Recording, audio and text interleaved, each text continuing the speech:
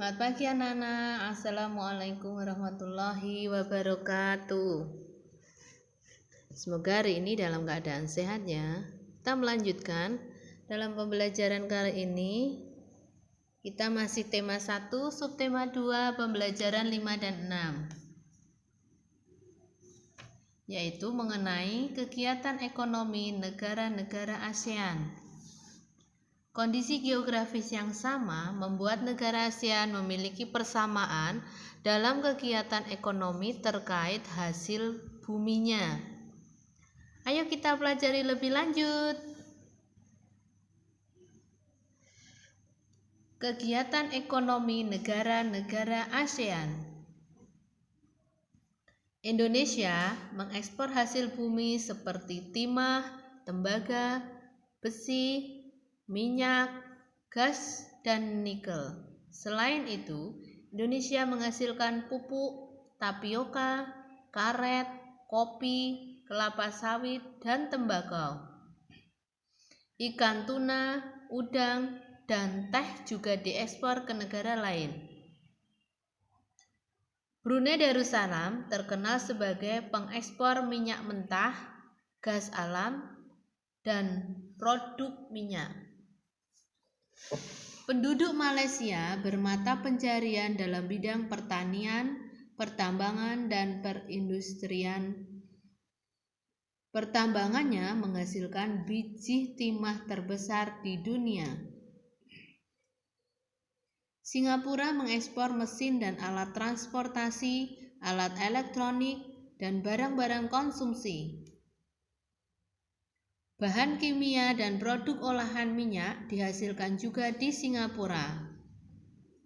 Singapura termasuk negara Asia Tenggara yang berpendapatan paling tinggi. Mata pencaharian penduduk Thailand adalah pertanian, kehutanan, pertambangan, dan industri. Penghasil beras terbesar di Asia dan 3 sedunia dijuluki Gajah Putih, Negara Seribu Pagoda, dan Lumbung Padi ASEAN. Mata pencaharian penduduk Filipina adalah pertanian, pertambangan, dan industri. Komoditas ekspor Filipina terdiri atas gula, kopra, kayu, nanas, dan biji tembaga. Perekonomian sebagian besar penduduk Vietnam adalah pertanian. Padi merupakan hasil utama pertanian di Vietnam. Industri di Vietnam meliputi tekstil, semen, pupuk, kaca, dan ban. Pertambangan di Vietnam menghasilkan emas, biji besi, timah, gamping, fosfat, tungsten atau wolfram, dan seng. Hasil hutannya adalah bambu, kina, kayu, dan kayu manis. Terdapat 2 sungai penting, yaitu Sungai Mekong dan Sungai Songka. Sebagian besar penghidupan penduduk Kamboja di sektor pertanian. Rakyat Laos hidup di sektor pertanian yang menghasilkan beras, jagung, tembakau, jeruk, dan kopi. Komoditas perdagangan Myanmar meliputi kayu, terutama kayu jati, beras, pupuk, dan berbagai barang kerajinan.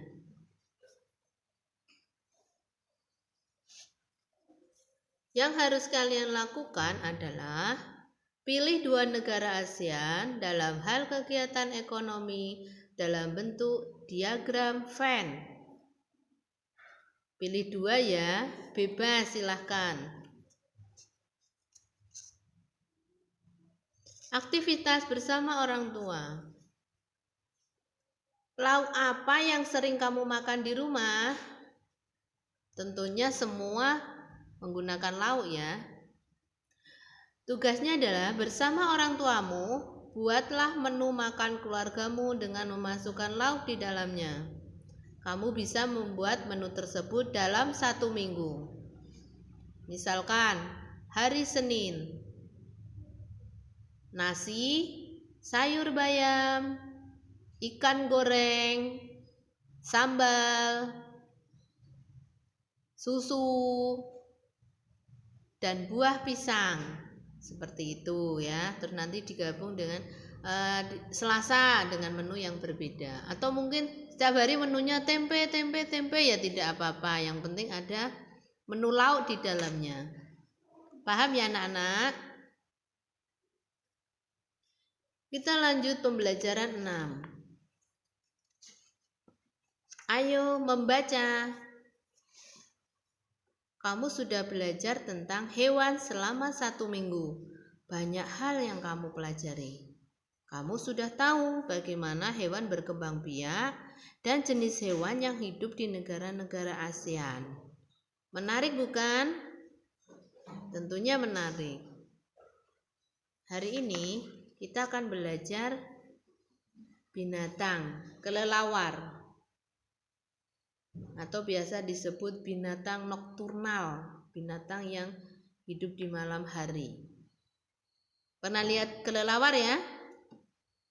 Kalau belum pernah lihat bisa cari di Google, tulis kelelawar. Nah, itu nanti kita akan melihat berbagai jenis kelelawar yang ada di dunia. Langsung saja, tahukah kamu kelelawar? Hewan ini memiliki fakta yang menarik. Kelelawar memiliki indera pendengaran yang sangat baik, lebih baik dari manusia. Fakta tentang kelelawar. 1.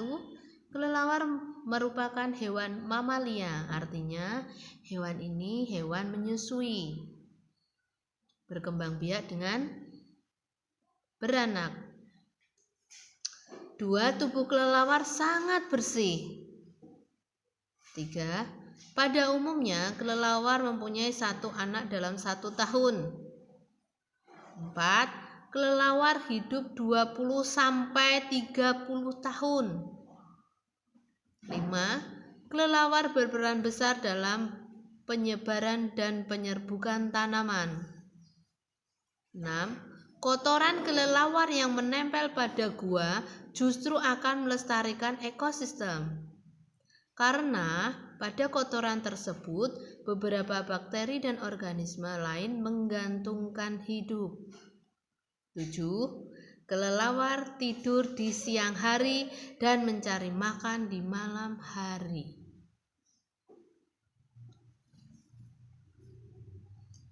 Ayo menulis. Kita akan belajar menulis. Siti dan teman-temannya diundang menghadiri acara syukuran di rumah Udin. Di sana banyak makanan.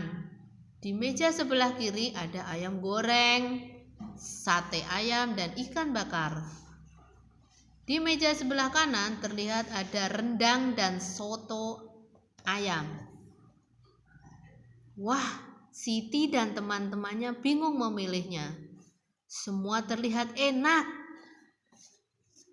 Beni mulai berjalan mengambil 10 tusuk sate ayam, 2 rendang, dan sepotong ikan bakar. Siti mengambil 3 tusuk sate saja. Edo mengingatkan Beni agar mengambil makanan secukupnya saja. Nanti setelah itu kita menjawab. Jawablah pertanyaan berikut dan diskusikan dengan orang tuamu. 1. Apa pendapatmu tentang sikap Beni? 2. Apa pendapatmu tentang sikap Siti? 3. Apa pendapatmu tentang sikap Edo? Itu ya. Memahami. Kita akan memahami kelima sila Pancasila. Sila 1 sampai 5. Apakah yang dilakukan oleh Beni sesuai dengan sila kelima Pancasila? Beni melakukan pemborosan dan hal tersebut tidak baik bagi lingkungan dan keberlangsungan hidup orang banyak. Pemborosan yang dilakukan Beni dapat berakibat langkanya sumber hewani sebagai sumber makanan. Bersikap adil, menghormati hak orang lain, suka memberi pertolongan, tidak boros, tidak bergaya hidup mewah, tidak merugikan kepentingan orang lain, suka bekerja keras dan menghargai hasil karya orang lain adalah merupakan contoh penerapan sila kelima. Tuh, perhatikan gambar ya. Karena terlalu banyak makan akhirnya perut siapa yang sakit? Yang tadi mengambil apa tadi?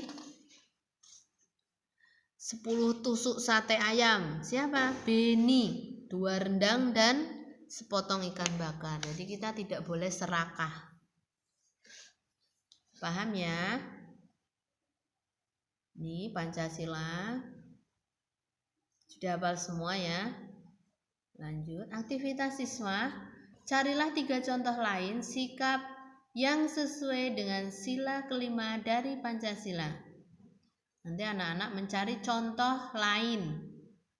Jadi jangan yang di buku, contoh lain 1, 2, 3. Oke? Paham. Terima kasih. Demikian. Wassalamualaikum warahmatullahi wabarakatuh.